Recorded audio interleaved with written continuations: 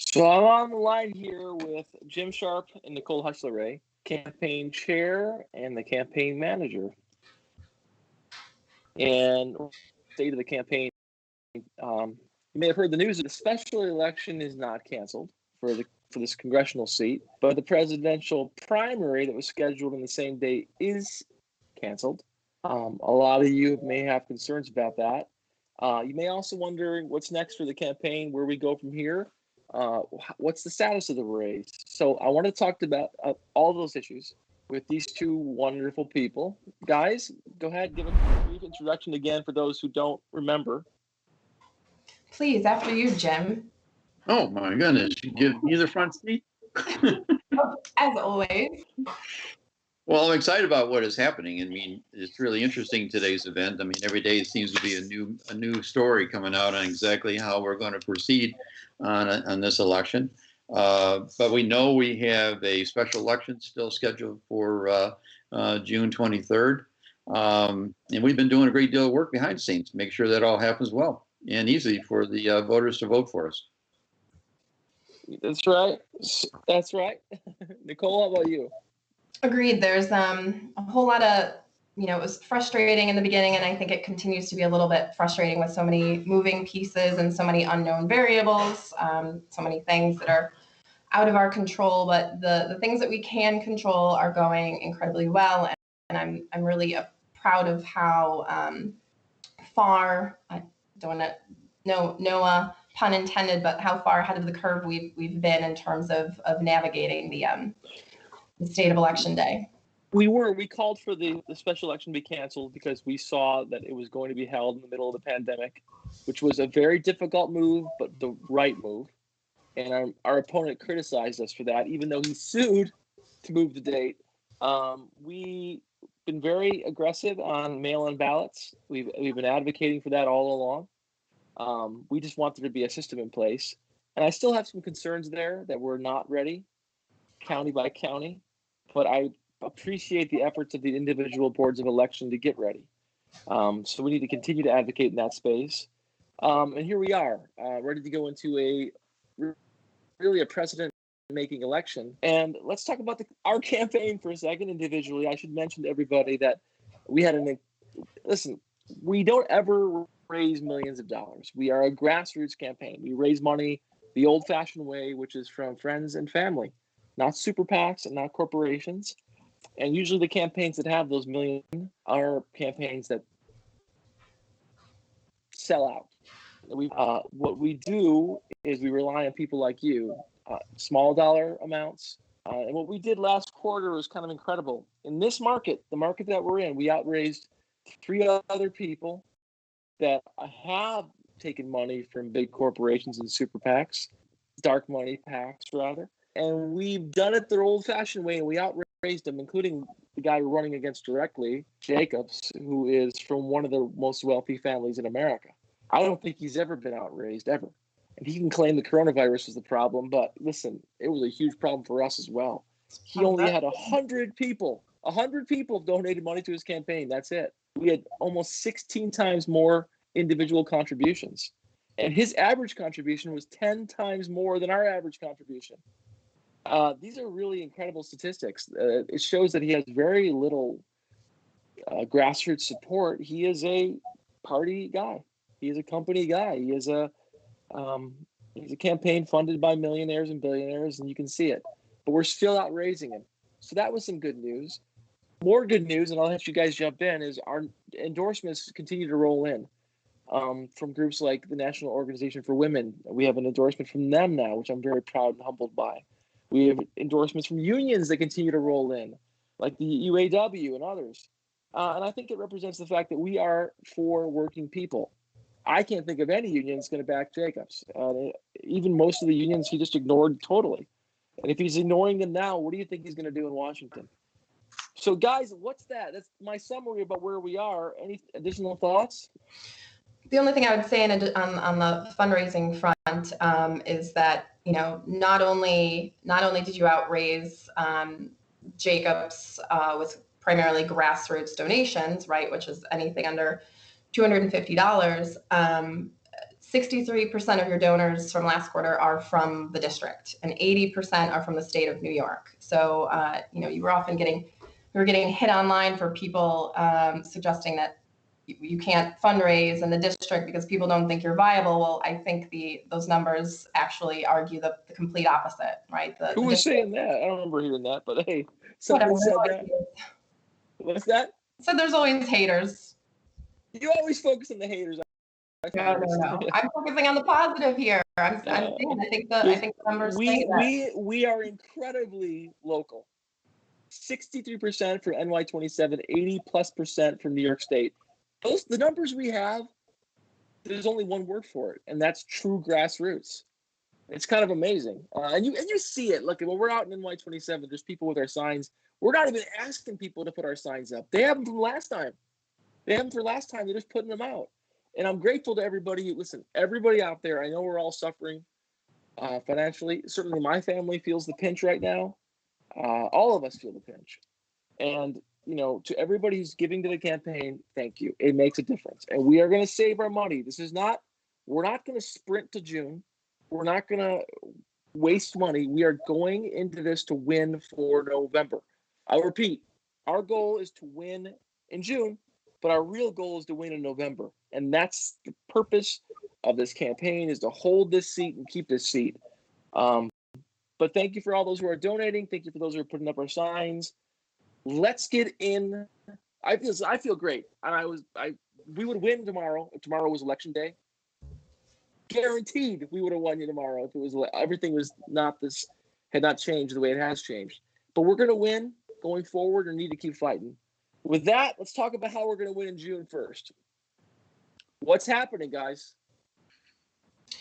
We've made almost 50,000 phone calls to people in the district, which would typically be voter contact calls. But and while we're certainly talking about you and how you're the only one fighting for the people of the district and serving as a congressman, since there is no one in the position, right?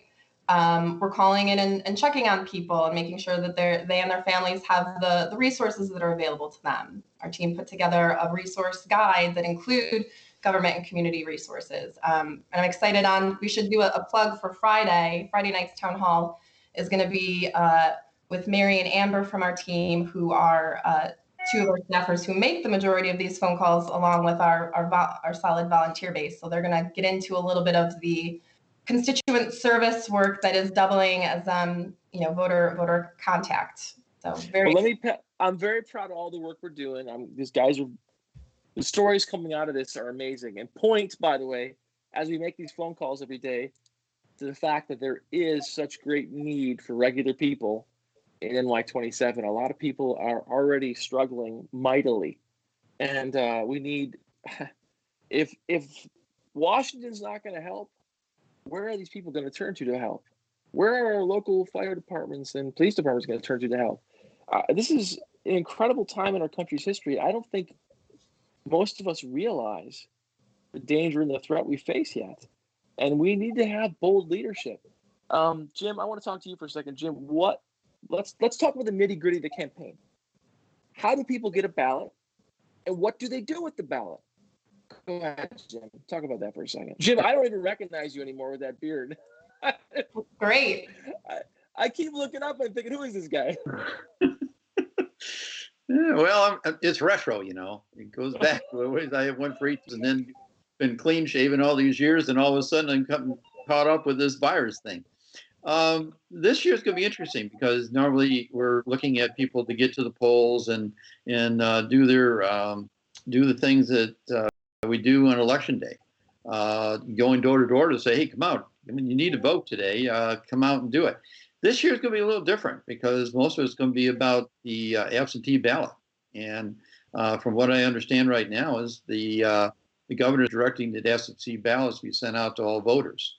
That means that they will turn around and get a document. They will either fill it out and mail it in, and then a ballot would be sent to them so they can actually vote. But some of the polls or the Board of Elections are actually making it easier in allowing people to actually go to their site. And on their site, they have electronic form, which they can fill out, which means the ballot automatically gets sent to them and they don't have to send in a document to indicate they want one. So, two things.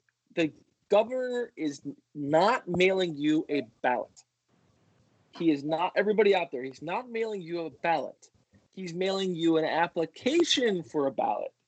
So you can't just fill that out and think you're done. People online are saying, I filled out my ballot. And I'll talk to them and I'm like, no, you filled out an application for a ballot. My name's not even on there. So it's 2 steps. Step 1, in the mail, a ballot will come to you. If it hasn't come to you, you can go to your local Board of Elections site and request the ballot. Step 2, a ballot will come to you. And this is crazy. It's a pain in the neck. Then you fill out the ballot and send it in. So you need to request a ballot for the special election. If you haven't received it yet, nothing hurts to going online and requesting a ballot. The reason I guess they're not doing it the other way and just mailing everybody a ballot, let's be frank, is these Board of Elections do not have the resources to process all those ballots. And which is unfortunate, but it's the way our country is right now, is we don't take our democracy as seriously as we should. And these people, a lot of them are people that I know, and they run these Board of Elections on shoestring budgets. They're not whining and dining, especially in the rural counties, and they don't have the resources to process 1 million ballots. That's the truth. We run our democracy in a way that doesn't really hope that everybody's involved, because we can't afford to process all the ballots. Right. And that's the truth, and the truth hurts, but that's the bad that the governor has taken the step that he has, which is saying everybody can fill out one of these ballots. So, but you got to put your application in first. So pay attention, everybody, because I want to make sure we don't lose this. Get your ballot. You need to get your ballot. Either go online to get it or take the one the governor mails to you. Do not wait. You will run out of time. It takes time to throw one in the mail and then get another one and then mail it again. You need to do it today. I keep saying it. Today. Nicole, your thoughts, if any, on that subject? No, that's the only way to approach it. You know, the mailing of the application to everyone has not happened, and there's no reason to wait for it. I should say, you know, there's been a lot of questions around whether or not absentee ballots that were previously submitted before the date had gotten moved, those do still count. You don't have to fill out another form or another ballot. But listen, Nicole, honestly, they're going to check if you filled out too. I'm sorry, what? I think so. They're going to check if you filled out too. And I'm talking to people, and they say, "Oh, I filled one out before for the previous election." I would say, and they're not. I'm talking to people overall. I can feel that some people think they voted and they haven't voted. We got to listen, be extra sure to get a ballot. If you're not 100% sure on this call that you voted in the special election, then you probably haven't. So get your ballot in. And I'm sorry to be so forceful. I'm sorry to be forceful about it, but like every vote is going to count in this. And this is a once in a lifetime election, where it's the first time they've ever done this in NY 27. And unless you are 100% sure you have a ballot, you had an accurate ballot filled out and sent in, get your ballot and do it again. So 2 steps: application, ballot. It won't hurt to ask for a second application, because you only get one, because they'll check the registration rolls to find out if you're in the system already. So it won't hurt if you think you did what you're certain you haven't done it, or you're not certain you have done it. It wouldn't hurt to do it again, because also, you can call and ask your county board of elections to confirm that they received your ballot if there's questions there. Yeah, but I want to tell you, there is questions, Nicole. I'm talking to people on a daily basis. I'm sorry to be forceful, but I see. No, it's just you're. Go ahead. No, people think they voted already, and I'm not sure they have. So make sure you get your ballot and you vote. And you can't say with 100%. I'm not trying to be a jerk here, but you can't say with 100% certainty that all of them have. Get your ballot today and vote. Right, which is why so every week what the campaign is doing to sort of track ballots, right? The boards of elections under any normal circumstances can provide that information, you know, who's been sent a ballot, who sent it back. So all I'm saying is if there are questions, you can also confirm that it was received through the county. Nicole, you're driving Or it wasn't, or that it wasn't received. Listen, so what's going to happen to us on June 23rd when I call people up and they say, well, they told me I got my ballot in? What I would do is take a photograph of your ballot and mail it in. I mean, that's what people need to do. Same thing. No, but I want to guarantee they get there. See too much confusion already, and which is one of the reasons why I wanted to do this thing is. So can I simplify it again? I want to be as simplified as possible, and we can debate it. That's why I want to do this publicly so people can see what we're all concerned about. They have to, yes, verbal that those applications that may have been already sent in or those ballots that may have already sent in are counted. I'm not so sure where they are or what's up. And this is 8 counties. So get your application filled out now. Do it again if you're not sure. Don't rely on word of mouth or anything else. Get your application filled out now. Send your application in. Get a ballot. Fill out your ballot and send it in. Is that fair, Ms. Hushler? Right? Don't be mad at me. Whatever I'm you just say, trying to make it clear. Right? No. No, I think we were saying the same thing. You are. So what are you saying? Whatever you want me to say. Stop it. I'm saying that also we can help confirm that information, right? The campaign is collecting that information as the boards of elections make it available. So, if there are questions, we have a fabulous field team that can help. You are a genius when it comes to all this stuff and tracking this stuff. Regular voters are not going to make it as simple as possible for everybody out there. Don't make some phone calls or all that stuff. Just get that ballot, take a picture of it so you make sure you have the ballot, send the ballot in. Go ahead, Jim. Tell me what you think. Am I overly right on target. worried about this? The simpler you make it, the better. Ooh, Chris Grant just started following me on Twitter. Keep going. All you Give that need guy to a do shout is out. make sure you get a ballot. That's the bottom line. And so if you get any doubts, call the BOE, the Board of Elections, in your district. Just get an application in, and then what? Get your application in. Once it's in, you should get a confirmation of some sort that a ballot will be coming to you. So 2 steps, right? 1. Get an application. I don't care what you did in the past. Get your application. If you're sure, then you got it. Okay, you get it. But if you're not sure, get your application, then fill out your ballot, and we're good. Okay. Yes. Too much anxiety on this, guys. I'm sorry. I'm trying to make it Not clear. for us. Jim, how about you? Any other thoughts about this? So there's going to, because there's multiple ballots, right? Not At for this point- Democrats in the 2017. Not for Democrats, right? But there's a lot of people that for us to win, we need a ton of Republicans to vote for us. So there are also 10 elections. Yeah.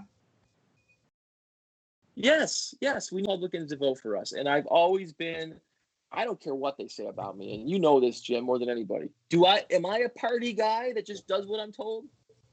Nope. How would you describe it? I describe you as the independent person who really thinks for your own, and you think about the people that you're representing. And I think that isn't about party. That's really more about what are the needs of the district, and you're looking at that part of it, and you have been looking at that as long as you've been a supervisor of the town of Grand Island. When we talk about issues on Grand Island, they're not party driven. They're really people driven. So Jim, when I first got involved in politics, you're the guy who brought me into politics, really. I tell the story all the time. You're responsible for all this. I want to bring that up because I think I hear it all the time. I'll see comments online where people will say to me, they think like I've been interning in Senator Schumer's office for 20 years and just like was, like they think I have this background in politics and I've been doing this my whole life and I'm just some, guy who's been obsessed with climbing the ladder of politics. What's my background in politics, Jim? What did I know about politics when you first met me? You didn't know anything about politics when I first met you. When I first met you, though, when we were talking, what turned me on the most about the interviews we had was your ability to want to have a conversation, to talk about the things that nobody wants to talk about, and look at things from a different lens and give your perspective to it. And that was your strong point when I met you. That's why you got into politics. That's why I liked you to be a candidate to be in politics. And I think that your behavior has not changed. Your attitude about addressing issues and being forward on the conversation about them is what makes you. Well, thanks, Jim. I mean, Nicole may have a different take on it, but what's your take on it? Woo! We want to make this a scandalous online conversation. No, I don't think I'd still be here, 2.5 years later if I disagreed with any of that. Keep in mind, I did start consulting. It was supposed to be just on one particular event, and my role just got. Oh yeah, you first joined the team because you were supposed to help with one fundraiser. With Lieutenant Governor, yes. Mm-hmm. Yeah, that was it. I remember. So yeah, well, let's talk about. Must be a true believer if I'm still here. We talk about it all the time. We talk about fundraising. How difficult is it to fundraise on my race versus other races? I mean, there's a lot of different variables that go into play, and excluding the fact that everybody's having a difficulty fundraising right now under the national pandemic. It is. I can 100% confirm that it is very difficult to break through out some serious either establishment connections or being willing to take corporate PAC money. Even someone with such an extensive background as you, Nate, and with a lot of great contacts out there, it's just resume is not the priority, unfortunately. And a lot of that has to do with necessary and much needed campaign finance reform, but it's difficult. It's very difficult to break through. But we've had some high profile politicians support our campaign in the past.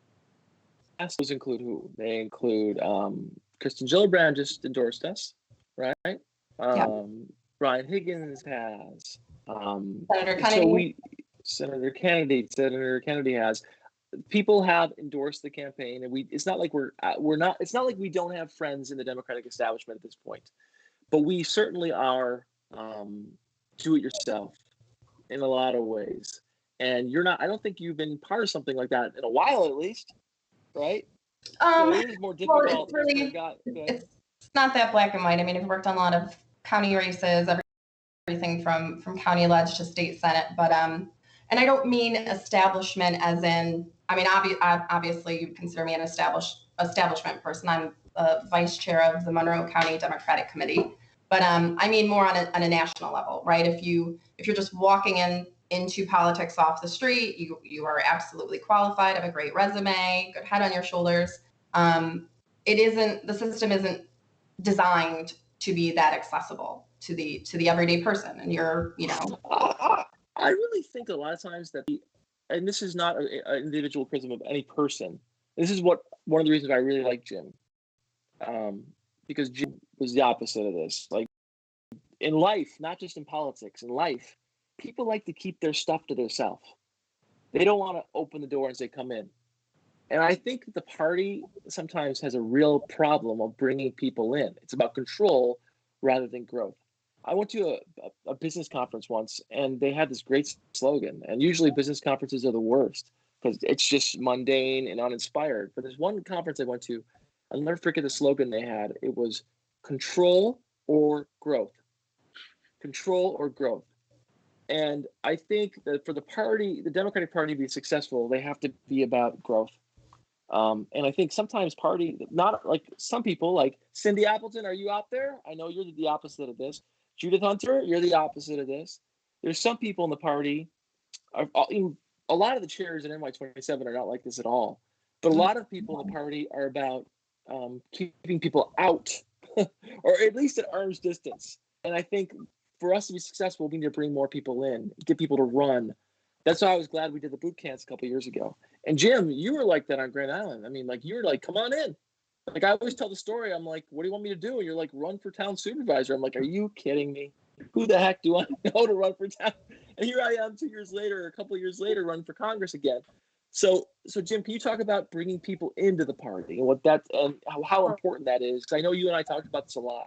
Yeah, in politics, there's two kind of leaders in my perspective, in my world, and I define them as being leadership who are prepared to stay versus leadership that's prepared to leave.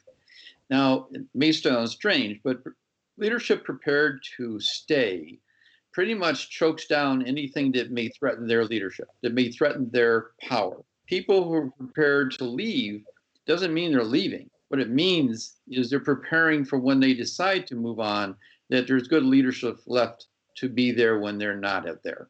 And I think that when I lead, my whole philosophy is I'm looking for the leaders that may be my replacement going into the future and carrying forward the ideas that we want to see happen going into our future. So leadership is important, but leadership that prepares to stay is going to choke the hell out of any leadership growth within an organization. In other words, people who think this is my position, my job forever, Yep. and I don't want anybody else to come in. I think honestly, when politics becomes a way of I don't know, when it becomes a career, Yes. I think instead of a service of love, it becomes about control rather than growth. That's right. And sometimes what happens is leadership starts to feel threatened, therefore chokes anything in any progress forward. And they also hold on too tight and don't allow the organization to breathe, which is important if you want to continue to move forward and progress in the natural way, and that is with the events that are occurring within a community. So listen, I guess we have some questions here online. Where do we get the application? The governor, okay, repeat. I'm sorry if it was confusing in the beginning. It was confusing probably because of me, but I am passionate about making sure people get their applications in and also their ballots in. So yes, the governor will mail you a ballot application, not the actual ballot. So when that application comes to you, fill it out. If for some reason you do not receive it, I would say in what, the next 2 weeks, Jim? Yes. In the next 2 weeks, go online to the county website, County Board of Elections website. So if you live in Niagara County, go onto the Niagara County Board of Elections website, get their application. If you live in Erie County, it's super easy. There's a link. You can do it all online. In fact, you can do it online right now while you're listening to us jabber on here. If you're in Erie County, go to the application link on the Board of Elections website and fill out an application form. A ballot will come to you. So yes, you have to get the ballot either online or it'll be mailed to you. If you don't get one in the mail in the next 2 weeks automatically, go get one yourself. You can't wait for someone to do it for you. Next, you need a ton of Republican voters. Yes, we do. I think you need to not vote for my opponent, right? I think you're doing a good job of that. Why would you vote for my opponent? The guy, listen, I spoke at a conference once time, not a conference, a rally that was anti-Trump with this guy. There's more anti-Trump signs in the audience than pro-Trump signs. I wish we had photographs from that. I mean, this guy was a Rockefeller Republican.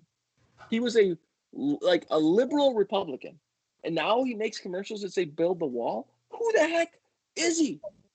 Like, Somebody honestly, who would say anything to get elected, right? Yeah, he is the exact. All we ever hear in America, the reason why Trump got elected is we were told that career politicians, business as usual, is wrong. We need to go a different way. And here we are electing a failed businessman who was born filthy rich, who had said not one thing about Chris Collins. Let's be honest about that. We don't talk about that enough.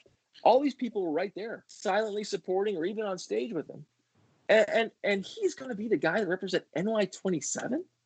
I mean, that's shocking to me that they would even put him on the ballot. Why? So if this guy is so unappealing to their voters that there's two people primarying him, that Breitbart wrote an article saying never elect Jacobs. Why do you think they picked him for the nomination? Why do you think? Nicole, what do you think? We discussed this before. Yeah, I think they wanted to drive up your spending before the special, right? But he's not the candidate that generally the party was excited to be. They don't necessarily want him on the ballot in the fall, right? The Conservative Party has endorsed Beth Parlato. Stefan Mihailu is essentially calling himself Michael Caputo's local point person. I mean, he's the one with the most direct connections to the White House. So you're of the opinion that he's a sacrificial lamb, and they're hoping maybe he loses, and they say, "Hey, we did our best." And right. I mean, there's reasons Trump hasn't endorsed Trump. Trump has endorsed Jacobs in the special election. He's not endorsed him in the primary. Just gonna throw that out there. Or the general. Well, yeah, there is no GOP person on the ballot yet. That's a strategic approach, but more simply, and Jim, I want to hear your thoughts. I think it's about cash. It's a cash grab. They think they're going to have a fountain of cash from the Jacobs billions, and like the party bosses are always looking for money. They got to pay those chefs' bills. Yep. They got to pay the restaurant bills, and they're always looking for some money. And I think the fact of the matter is, they think, where can we get more money than from a guy who's got a family worth billions? I'm going to tell you all a secret. I've been on the Jacobs jet before. It's nice. These people have some serious cash. There's a reason why they would pick such an uninspired candidate that even their base hates. Don't you think, Jim? Oh, yeah. It's all about cash on this one. Well, the more cash they can get for him to put in the race, the less cash they got to put into it. And so it is. I think he bought himself into a race. Not going to help. I think the grassroots movement is going to be the difference at the end of the day. And here we have the other situations where so I've talked to Parlato and I talked to Mahailu. I'll say it loud and clear. I keep repeating it. They hate Jacobs. And they don't hate him because they just want to beat him. They hate him because they think he's a fake. And I think a lot of people would agree that he is a fake. At least word for word. And I challenged Beth and Stefan to say otherwise. They said to my face, at least you're not a fake, even if we disagree with you. And I'll say the same thing about them. I think some of their ideas are totally out there, but at least they're not faking it just to get elected. Maybe it's even more scary. They actually believe some of that stuff, but they're not happy about Chris Jacobs. Nobody is. So back to the original. So we definitely can win the June 23rd. I am a little bit concerned. You can hear the stress in my voice because this is such an unprecedented election, and it's unlike anything that's ever happened before. So it's hard to plan. Do we put commercials on the air? Is that really a good use of our money? Do we send mailers out to people? What do we do? And we're going through those discussions on a daily basis. Any thoughts on that from either one of you? I think this is a tough race. It's going to be different than anything we've ever approached. We've always had a routine where you got paper in front of people, and that was going to be the way you got elected because it's one person who outmails another person, and somebody's going to drop a bomb in paper at the last moment. This race is going to be a little different. This race is really going to be about connecting with people, and obviously you can't get at their door. So social media is going to be a biggie, but an ad out there to say that, hey, I'm running for office, I'm looking for your vote is really going to be important, but you're still going to have to see some kind of mailer hit and be out there so something physically is in people's hands. It's going to be an interesting challenge for the entire team to grapple with those issues moving forward into this election. But name recognition is going to be a big factor. Well, we got that. I mean, I think people know who I am, that's for sure. Yeah, hey, I'm looking at this question here. Nimi, hey Nimi, I see you out there. How you doing, Nimi? Celia, again, everybody get your application in. People keep asking. Do we have a right to actually vote at the polls? Nicole, you want to hit that? So there's still a lot of unknown variables at this point.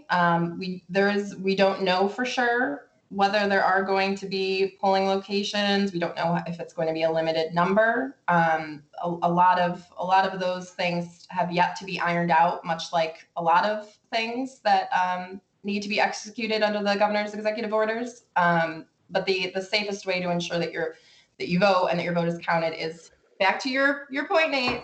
Get in that absentee ballot application. Thank you. So, but we don't know if the polls are going to be open. We don't know. We hope they're open. Will there be early voting? We don't know.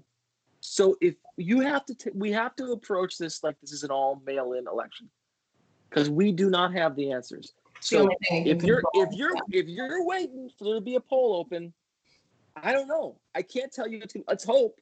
But I would definitely get your absentee ballot application in, step one, and then fill it when your ballot comes in, fill out your ballot. So I'm going to keep saying it. Application, then ballot. Patrick Burke in Batavia, how are you? Good to see you. Always good to see you, my friend. at the Harvester Theater. I miss it. Boy, oh boy, Brad Moman, a Republican's out there watching. I see him on Hey, here. you won Batavia. I love Brad. I love Brad. He's a hardcore conservative type, but he is one of my favorite people in the world, and we've had it out a few times. Zach Nemec, I think you're right, Zach. You did a good. Zach's out there in North Tonawanda, my birthplace. I don't say it's my hometown anymore because I'm Grand Island's where my heart is, but I love North Tonawanda. And Zach's in North Tonawanda. I think the Democratic Party in North Tonawanda has done a very good job of bringing young people, new voices like Zach's voice. And he says it's a big tent party, and I think he's absolutely right. Oh, Cynthia, thank you for putting out the absentee ballot application. I appreciate that. Sorry, I'm going through these. And we should also make mention, maybe the team Torin can chime in while we're on this call, but we're in the process of, we've got a page on our website, votemcmurray.com, that's got a list of frequently asked questions about Election Day and absentee ballots. And we will also make the application available there as well. Okay, Chris Freiberger, my good friend. Oh, hi, Chris. Sorry. So Judy Salzberg Taylor, you're right. You know, not every county is the same. Some of the counties, like Ontario County, and I said at the beginning, they have very limited budgets. So they have to, yes, you're right. In that county, you can't just do it online. You have to print the application form, fill it out, mail it in, then your ballot will come, and then you send your ballot in. And I think for most counties, that's the standard, right? Well, under the governor's executive order, everyone's going to be mailed an application. What I'm not sure of, and maybe Jim can chime in here, is exactly who is going to be mailing that. My initial understanding before the executive order came out was that it was potentially going to be sent out by the state board of election. The New York State Board of Elections, yes. Right. And so I don't actually know whether they're going to make that make that burden fall on the individual counties or not. But in any case, everyone is supposed to be mailed an application, every registered voter. But your county is thinking about actually, it sends out a verification card to voters to verify the registration rolls. They may be sending an application along with that card. So that's all being worked out right now with the BOEs. And that may be how the state funds each of the boards moving forward. That's still to be told, but a application will go to the voters on this election. All right, so get your application and get your ballot in. Can we talk issues for a while? I'm still at home, still quarantined, still in this little tiny home office. It's driving me nuts. What do I do on a daily basis? My team is making calls, outreach calls, voter ID calls. I'm doing a lot of fundraising calls. I hate this system. We had a whole podcast about it. Can't stand the way we fundraise in America. I think it's just for corruption, but we have to play with the rules as they are, and we're doing the best we can. And I think we're doing a pretty darn good job, the right way, with honesty and integrity. I will also say we're getting excited. I wish I was out there meeting people. I talked to Jerry Zemsky today. I think even though he's written some things about me that I haven't liked in the past, I think he's a reporter that has integrity. I can't say that about all of them. I don't want to sound like Trump, but some of them I think are just doing partisan busy work, and it drives me crazy. When you outraise your opponent for the first time ever, and the headline is the other guy still leads, it's just wrong. When you print an article about Chris Collins' son's wedding the week of an application, trying to make him look like a sympathetic figure, I think it's wrong. I think it's nasty and horrible. But Jerry Zemsky, I think, is a person with integrity, and he's back on the beat. I talked to him today, and I told him, again, we're doing this the right way, like we always do. I will say to you guys that I am terribly concerned. Let me back up. I also told Jerry I really miss traditional campaigning. I love it. I never thought I would like it so much, but we do it in the way people told me not to do it. Which is to go and meet people and have meetings and have events. And man, do I miss you guys. A lot of you guys that are out there, I miss seeing you. I miss hearing about your issues. I miss talking to you. I learned a lot that way. I learned a lot on the phone, but but I learned a heck of a lot more seeing people in the diners and the restaurants and the VFW halls of NY27. And I really miss traditional campaigning. And it bothers me that the guy I'm running against hasn't even been to most of these towns before. Right. Hasn't even been to these towns. I wish we could just do a geography test where he sits down next to me and people Ooh. ask me questions about NY27. I bet he couldn't answer where 90% of the towns even are. Maybe we should It's so- incorporate that into the, we got to talk about debates and how important debates are regardless of what the setup's going to be. Maybe we can throw some district related questions at them, put them on the spot. Guys, by the way, all of you out there, we need to have debates, and there's no reason we can't have debates. We can sit in a room with social distancing. Heck, I'll wear a mask if I have to. I want to do it in person. If you don't mind, write letters to the local paper and to the media groups locally and say we need to have a debate, at least one. People need to see who this guy is, and I want to hold him accountable. I am disgusted by what's happening in the country from a leadership perspective, and I keep talking about this because I think it's important. Here we are, how many months into this crisis? And I listened to a news conference today where they told us that we have enough tests, and we have more tests than everybody else. We don't. We do not. And they also told us they were going to be free, and now we have guys like Jacob saying, well, maybe they have them at urgent care. Well, how much are they going to cost at urgent care? Are they free at urgent care? And this is the other thing. If no more maybes, if you're sick, you should have free access to a test. If you feel you have been exposed. Let me talk to you about how it's done in South Korea. And I know this firsthand from my wife's family, which I talked to about extensively. And now I've talked to my friend in Germany who told me this pretty much the same thing. We're not doing what the rest of the world is doing. We're pretending this isn't real. It's all imaginary. It's fantasy land.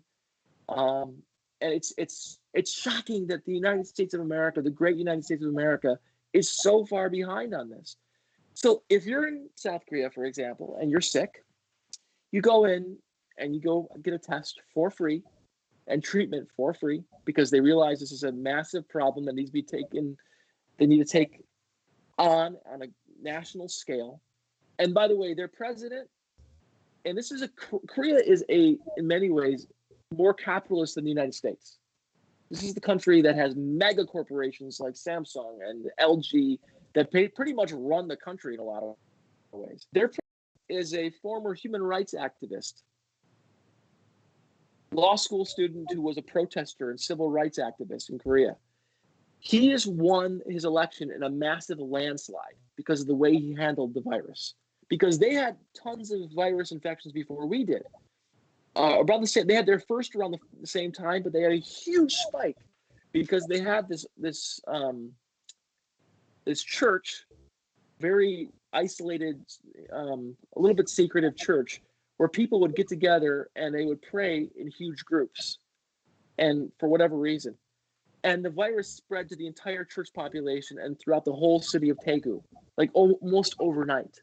Because for you, those who do not know, you can be in the same restaurant with somebody who has this, not even at the same table, and catch it. It's that contagious. That's what they've shown in China. That's what they've showed in South Korea and other places.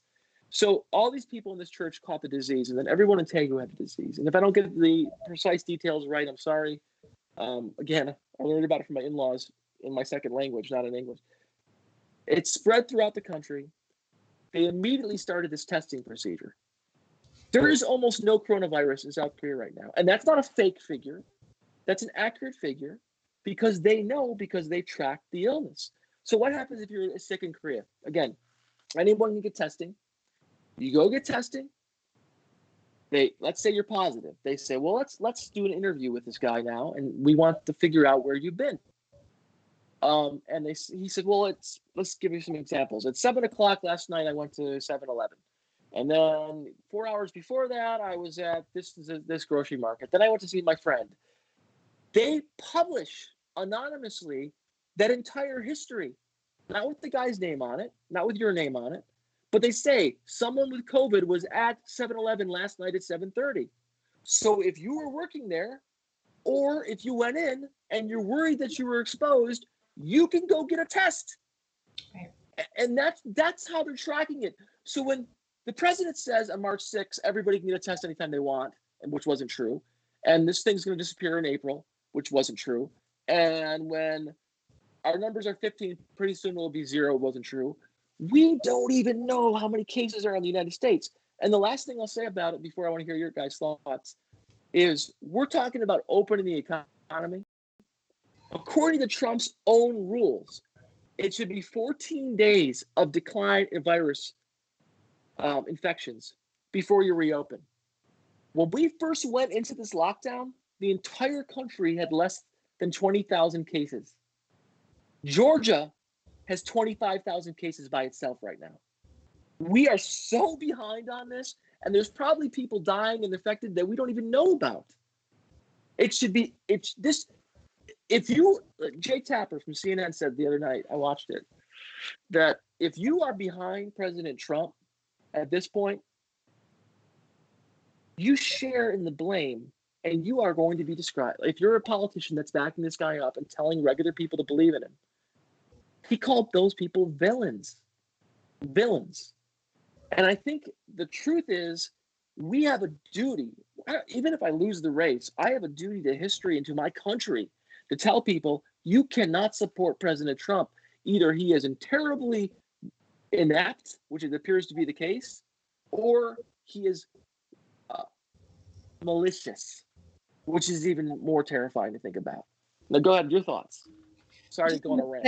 No, I mean, you definitely make a good point, and I love how you are constantly reiterating how important it is to, right, test, track, treat. And although a lot of counties and a lot of states are doing a great job feeling their way through the dark on their own, frankly, that isn't the way we approach this as a united front as a country, right? We're going to stay behind the ball on this, and be entirely behind in terms of other countries unless we national approach to this, a national testing program and a national tracking program. Why are we leaving municipalities up to their own devices? Why are we having 50 different approaches, right? Why are we? It's not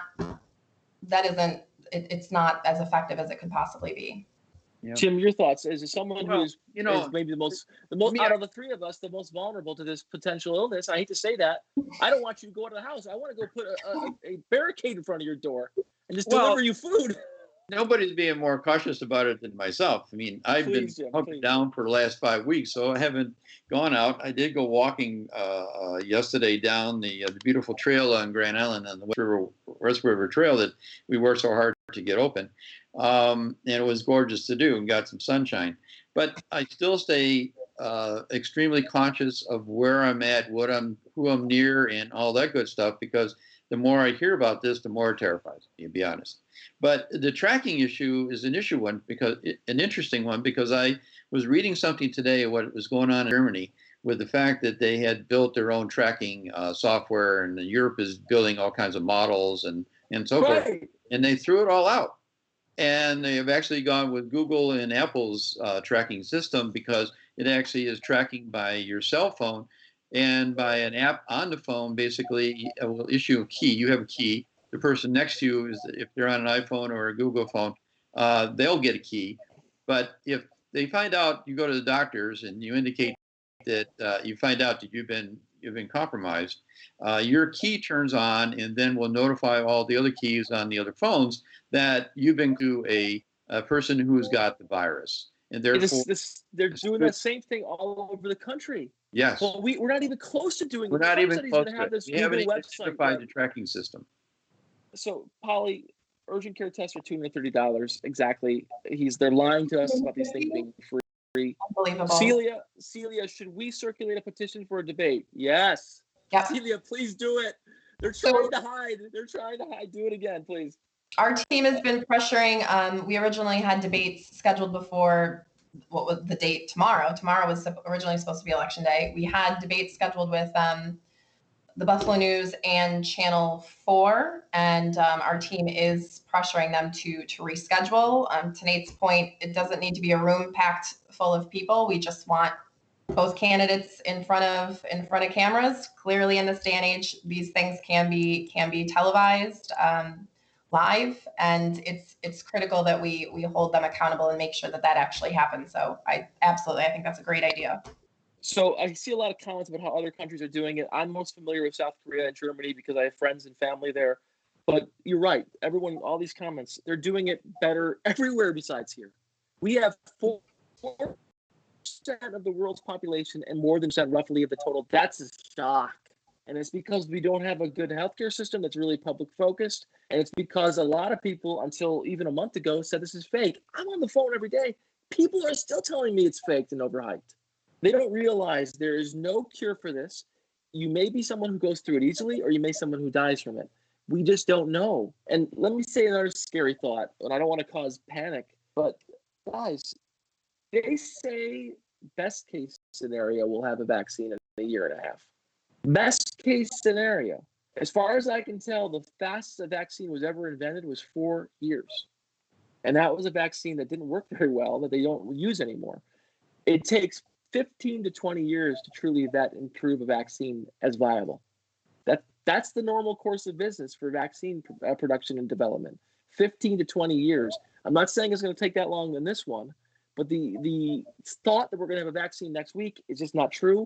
These miracle cures the president's pushing aren't the answer.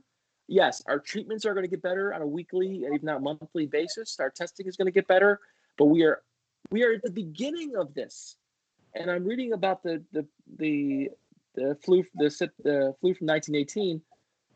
The second wave was infinitely worse than the first wave, and there was a third wave. And the mistake they made in 1919 is they thought they were done after the first wave was done. But the second wave was devastating. And we're not ready for the second wave. If we don't get ready this summer, it's going to be tough.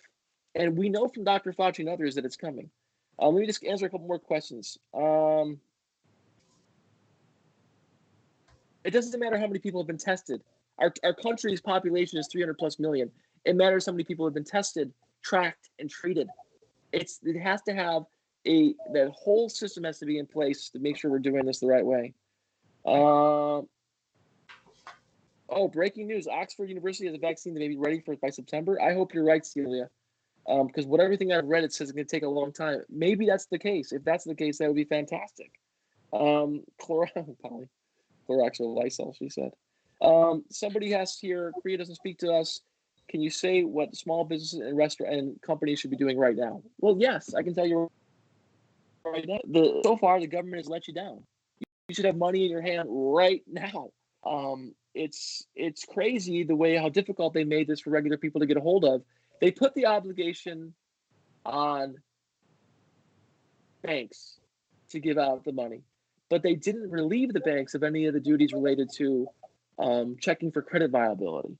They made it based on these criteria that usually exist for banks to make sure you're creditworthy, when the banks were supposed to simply be a processing house for the payments.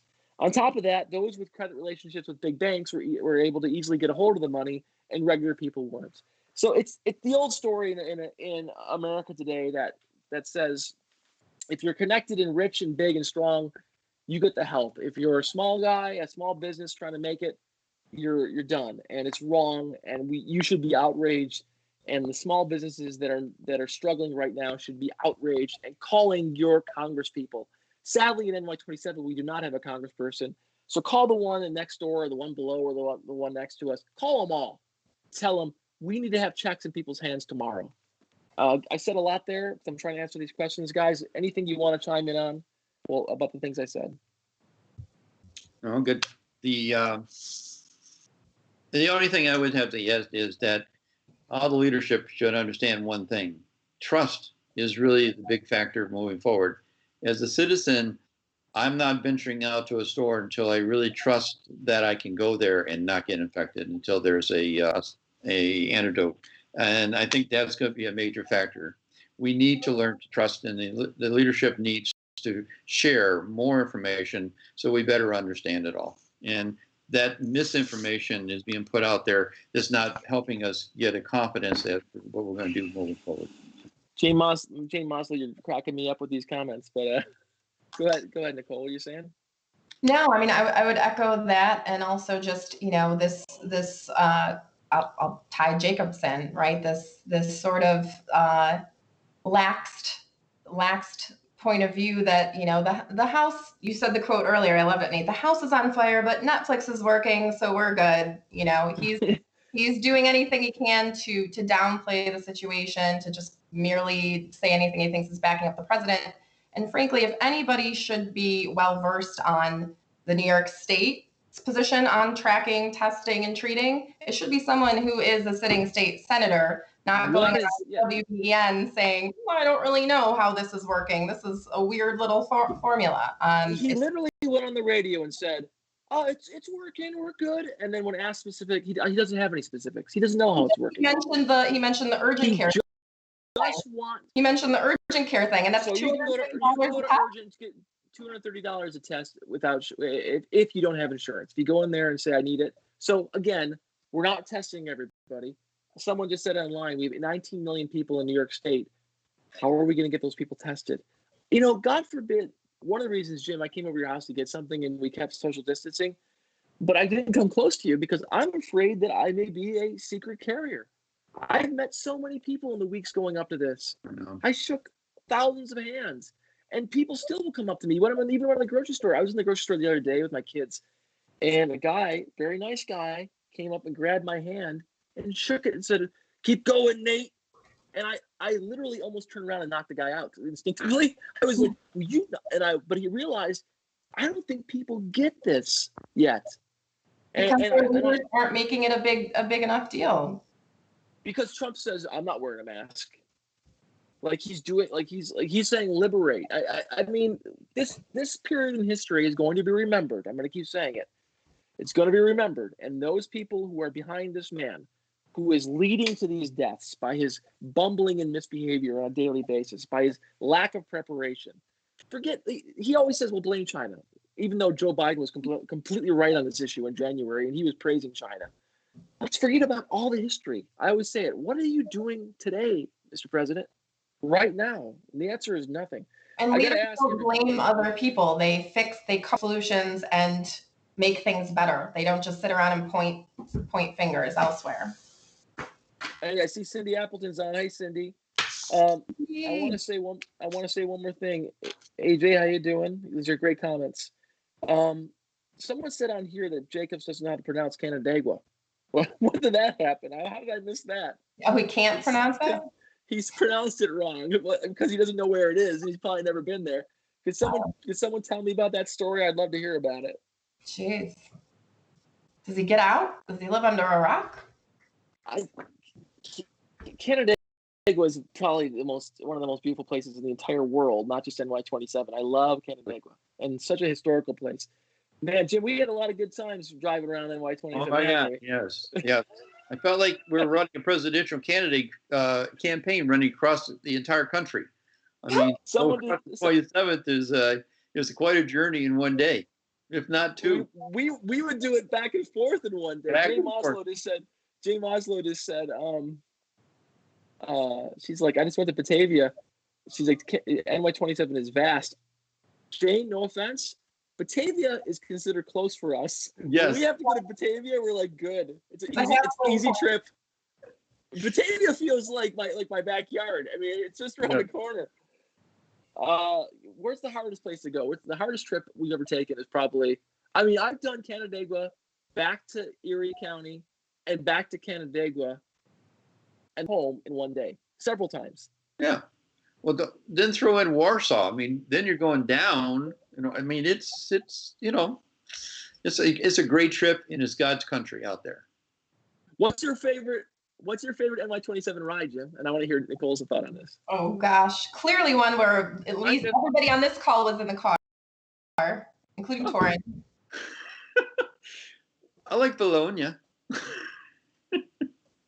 What do you? Farmington was cool, and Canandaigua.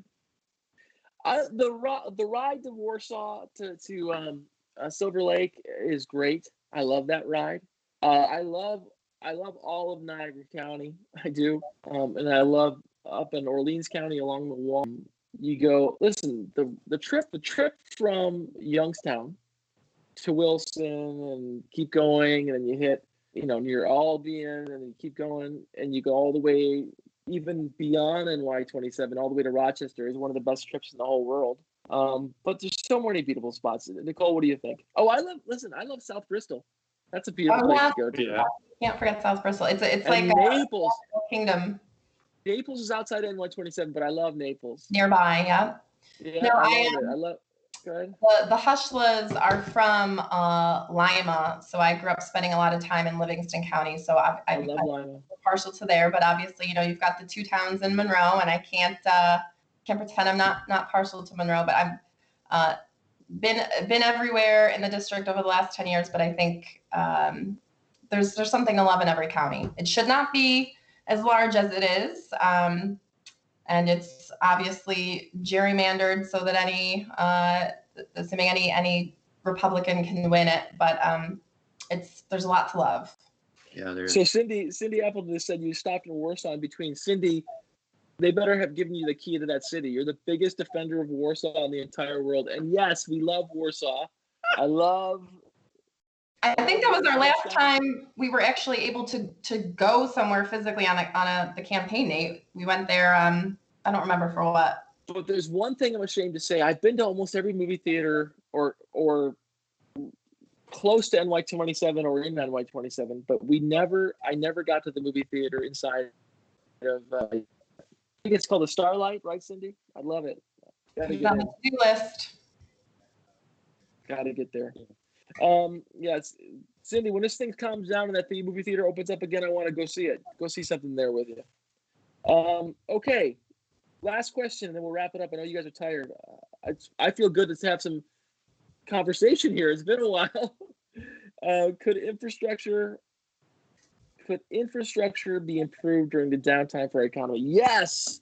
If I was in the Congress, I'd be pushing for an infrastructure bill right now. Sure, you'd have to do it carefully, considering the social distancing guidelines, but that's something that we could be investing into as our country. I always hear President Trump say he kept all his promises. Let's go through them. Did Mexico pay for the wall? No. Is the wall done, and does it work? Wow. No. Did we win the trade war with China? Ask a farmer. No. Did he fix he just did a blueprint, ditto copy of NAFTA. That totally undermined working people. What else did he say he was going to do? He said he was going to do infrastructure. Have we had any infrastructure done in the United States? No. Let's be honest, the most of the infrastructure that I see done was done by Governor Cuomo. The airports down in New York City, some of the bridge work. He did a ton of, well, say what you want about the guy, but he did a lot of infrastructure in New York State. Oh, there's something I want to talk about. Because I talk about it with a lot of people nowadays. I just had a huge fight a couple days with somebody about it. They were telling me I was wrong, but I'll listen to the internet public. You tell me what you think here. Oh boy. So there's this idea that we still can't pay for healthcare in this country. That we can't afford it. And I just don't understand why people would say that still at this point. We just passed trillions of dollars in bailouts for corporations. That would have paid for healthcare for a long time. And no one even batted an eye at it.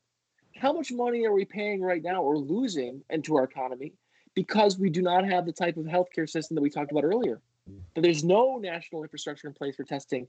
And we can't even start one because we have a patchwork of hospitals here or there that have this type of program or this type of program, and everyone has a different type of insurance. We can't not afford not to pay for healthcare. And we could talk about, monetary policy and what it means to fund these things and how an economy like ours works and how inflation actually works, because inflation doesn't work. People always think if we print a lot of money, it's going to create inflation. That's not necessarily what creates inflation. The Federal Reserve does not have a formula for what creates inflation. Nobody really understands what creates inflation. One of the things they think applies that creates inflation, however, is when you run deficits over and over again, but demand remains high. So, I mean, I don't want to get too far in the weeds on this, but I think it's very, very interesting. They've done studies of when hyperinflation happened across the world, in places like Zimbabwe or the United States during the 70s. Jim, you remember the 70s when we had the inflation and the oil crunch? Talk about that for people that don't remember. I remember. Go ahead. Well, it affected everything because the inflation was basically hitting the housing market, which, especially in Buffalo, it really stalled us big time. Buffalo has always been behind the curve when it comes back to recovering, but the recession back in the 70s basically did stammer us for a number of years. In the housing market, food markets, gas markets, all those issues were impacting because the wage costs or wage increases were not coming at any time in balance to what the inflation was. So one of the reasons why we had inflation in the 70s is because people wanted oil, and there was an embargo, or the OPEC got together and said, we're not giving the oil. Huge but a low supply. Same thing happened in Germany before World War II, but it wasn't oil, it was food and basic necessities. Or in Zimbabwe or Venezuela. In Zimbabwe, what they did is Mugabe took land away from white farmers and gave it to black farmers as a way to try to create equality. What happened, however, is a lot of these farmers didn't know what they were doing, and they had a huge lack of supply of food. So you had a huge demand for food. So you had hyperinflation. But what does not create inflation is paying for things that people need, that there is an absolute that we have the means of paying for, really, if it's about prioritizing it in our country. So I think that at this point, for people to say that we can't pay for healthcare when we're paying literally trillions of dollars like this to big corporations, I think it's laughable. And if you're either afraid to challenge your assumptions, or you're unwilling to look at reality, that we're just not willing to, we're not willing to accept when a corporation suffers or struggles in this country, but we are willing to accept when regular people struggle or small businesses. And to the question that was put online about what will you do specifically for infrastructure in NY27, I'll tell you what we're going to do. The thing that pops up right off the top of my head, and Jim can talk about it, I've been passionate about it with you for a long time, broadband. Broadband. Jim, tell them what we did on a local level for broadband and the type of rail. Like, can we talk about this for a second, Nicole? Are you burned out? Let me just talk about this for 1 second. Well, broadband, when you look at the broadband, which is the fiber that runs crisscross around our country, broadband for a lot of years has been a luxury because those that afford it got it. And the companies like Spectrum and so forth could put in lines to support the residential area to get their internets and so on.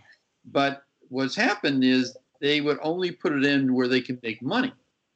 So the outer regions of the 27th would not see the benefits of the broadband projects because the businesses basically felt that, well, we're not going to make enough money on it, so we're not going to actually put it in. And Fios was the same thing. Fios went into the cities, but never really came out into the suburbs other than Amherst because, again, they can't make enough money on it to actually put it in. Broadband really should be a public utility because that's where the digital divide is going to balance out the needs for the entire country because it's going to be like the superhighways. We need them. And it can when you were my deputy supervisor in Grand Island, I was a supervisor, and we were partners. And like, how are we gonna? And man, we put so much research into it, and they threw us through every single hoop imaginable. They told us they need feasibility studies. We did the feasibility studies. We did the town halls. We even got a conduit put in for the broadband. We had it done. They would not pay for it, and it was just laying glass wire. That's all it is. People talk about what broadband is. It's laying glass wire. And you can build off when a small town creates a backbone for broadband, other people can eventually patch into that backbone and have broadband throughout the entire community. So our idea was, Jim and I said, we will put a broadband backbone down the center of the town, which was glass wire down the center of the town. We did tests. We did information sessions. People would say, what are you getting out of this? How much money are you getting out of it? I'm like, none. I mean, people thought we had some. There was a concerted effort to block broadband, to give the public misinformation about broadband. And that's the reality, I would say. One thing I learned as a small town leader is never underestimate the power of people to manipulate even the smallest, most petty issues for their own personal political gain. And I think that every single person has to be engaged in politics to really understand. The reason why we don't have broadband on a national level is the same reason why Jim and I ran into it on a local level, because people are afraid of change. They don't understand change. There's not the courage to have that change, and there's other people that have other vested interests that will try to stop it. And we can absolutely put why is broadband important? Well, none of us can even talk to our family right now because like this connection speeds are so bad. I mean, this has probably been lagging the whole time we've been talking. Our students may, and for the foreseeable future, have to communicate over long distances, communicate from home. In our small businesses will thrive and benefit from broadband. A lot of people want to come home and work in places like Warsaw and Silver Lake. And if those places have broadband, it'll attract more and more people. Because in the future, broadband not only operates Google or Zoom or whatever, it will operate the technology of the future, whether it's agricultural technology or other technologies that we can work on. And the big pushback against broadband is always that, well, if we do broadband, there's going to be a better technology down the line. Well, as far as there will be eventually. God knows what it is. Maybe aliens will broadcast us or something. Who knows what will happen in the future? But the reality is, for the foreseeable future, broadband is the technology that we will be using. And even if it's Wi-Fi based, it will need a hard infrastructure to base itself on or to derive the Wi-Fi from. So I think broadband is a low-hanging fruit that we can invest in immediately that will have other types of synergy to help with economic benefits for our communities. Jim, go ahead. Totally agree with you. Totally agree. If you want to move your country forward, you really need to do it. Broadband can pay for itself. And that was the thing that people just couldn't understand when we were actually selling it, was that we can do this with a cost neutral and a cost benefit to the community itself. All we're doing is taking it and privatizing, making it a public facility, and then still allowing the private sector to run on it. So the bottom line, it was a win-win, and it still is a win-win, and it's something that I think is going to be driven. Now, state governments start moving towards it, and now I see the federal government is starting to think about it with 5G. 5G still needs the hard wire and the copper or the fiber to get it and to make it function to give that utility its merit. Yeah, and for everybody watching right now, realize that we're communicating to you via copper wires that were laid down 100 years ago for telephones. Yes. Everyone out there should understand this communication from the Nate McMurray campaign is coming to you via the moxie and hard work and determination of Americans that lived 100 years ago. And that's a shocking reality. Last thing I'll say to everybody out there, I need some comments on here about nurses who still don't have PPE. It's a shame. In the United States of America, that nurses do not have access to masks. People like Judith Keys, I don't know if you're watching or not, Judith Keys is out there making masks for people. My mom spends most of her day sewing masks and caps for people in different, not directly in hospitals, but people that are in the service industry, our state.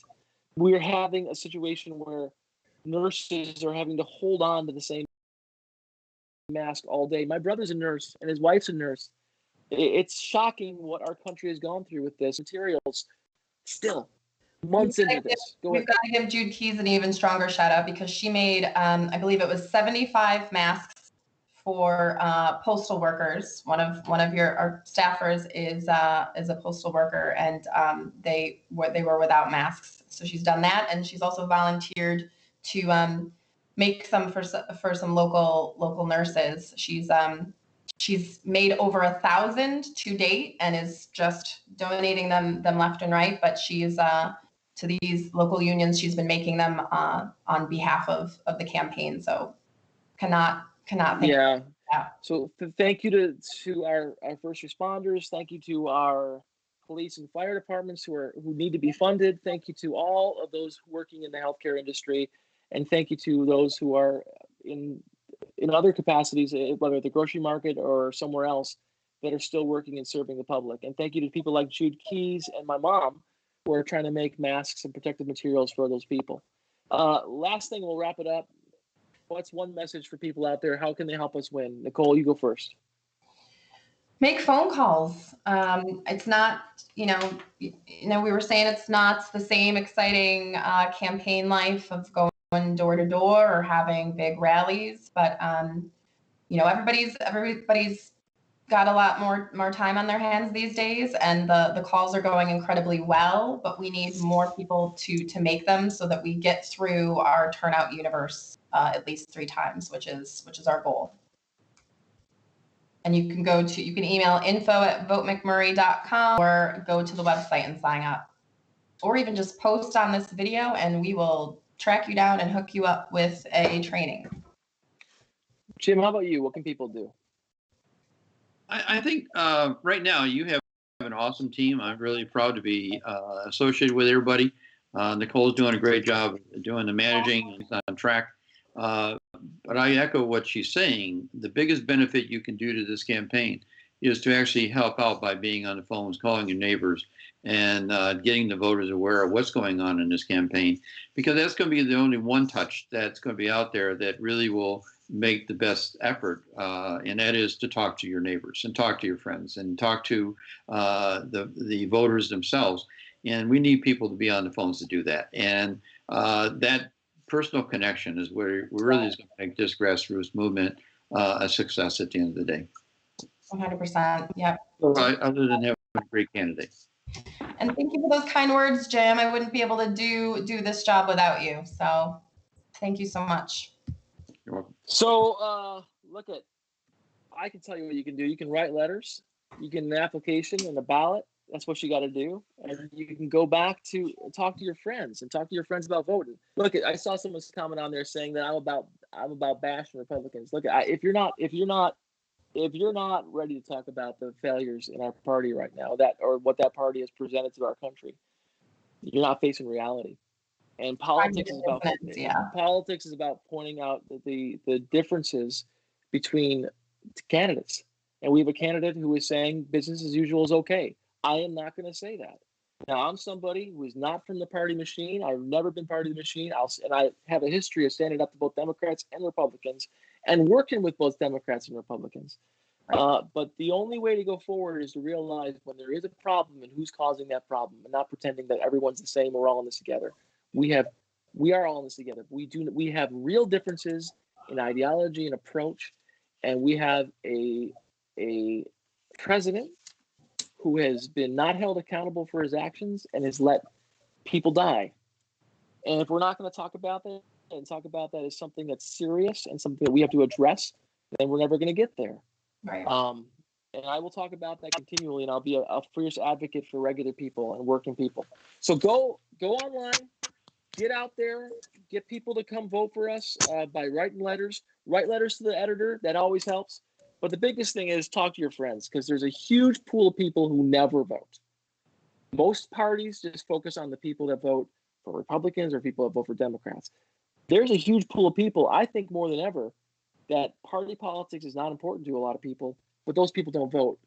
We have to give that big group in the middle to vote and to come to the party and vote and to move forward and to be united for a country and a future that is different than the one we've had, one that's only been serving the most elite and progressive, most elite and connected people. So with that, I'll end it because I'm starting to run out of steam. You guys okay? We're good. Oh, no, I'm not good. Donate. Not going to say I'm good. It's going on 12 hours of being on the phone, which is commitment to the cause, but 12 hours. Cindy, I got to say to you, yes, don't say that because it's the worst thing to ask people to do in a crisis, but we're in this. We're going to try. We're in this for the whole thing. We are going to November. Even if we get killed on June 23rd, which I don't think we're going to because you guys are going to vote. We are in this till November to speak truth to power and to continue to fight for what's right, no matter what. So everybody, gear up. We're in this to the end. I don't care what they throw at us. They've been trying to kill us and take us down for how long? A lot of people. Go ahead, Jim. Go ahead. This has been a long 3-year ride. No, it's been the one thing you have on your side is never give up, stay the course, and be patient. yeah, politics, you never know what's going to happen next. You can never give up. I've learned that the hard way. But yes, keep moving. We're going to keep going to November. Everyone out there stay excited and happy. I am confident that America is going to turn the corner in 2020. You know, you don't improve until you hit rock bottom sometimes. I think in a lot of ways our country has been humbled by this horrible leadership and by the crisis that we're in right now. But we're not going to improve until we turn things around and we hit rock bottom. I think we're there. But I see glimmers of hope all over the place. And all you guys watching and listening are part of that. So thank you so much. Okay, guys. See you on TV or whatever this is soon.